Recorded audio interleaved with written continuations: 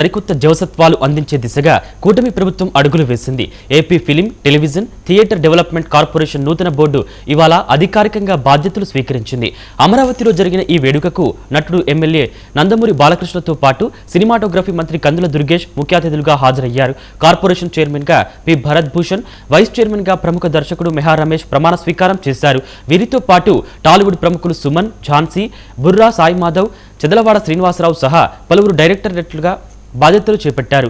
ఈ సందర్భంగా మెహా రమేష్ భావోద్వేగ వ్యాఖ్యలు చేశారు. డిప్యూటీ సీఎం పవన్ కళ్యాణ్ ఆశీస్సులతోనే తాను ఈ బోర్డులోకి వచ్చానని చెప్పారు.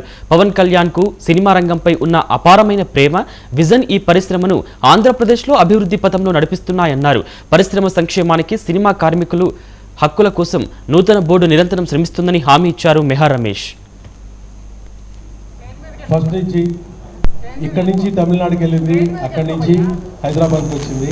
మళ్ళీ ఒక మంచి ఫిలిం ఫ్రెండ్లీ ఆంధ్రప్రదేశ్ తయారు చేయడానికి ఈ బోర్డుని సెలెక్ట్ చేశారు.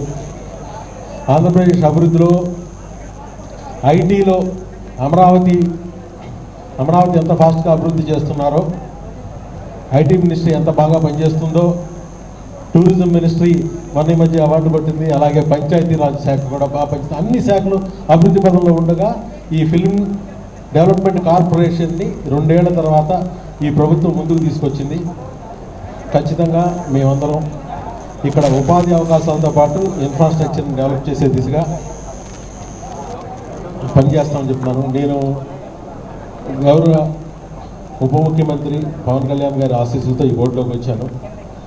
ఆయన సినిమా పరిశ్రమ మీద ఆయనకున్న ప్రేమ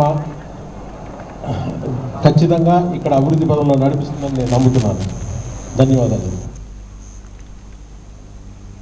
భద్రాద్రి కొత్తగూడెం జిల్లా పాల్వంచలో ఎండలు ప్రజలను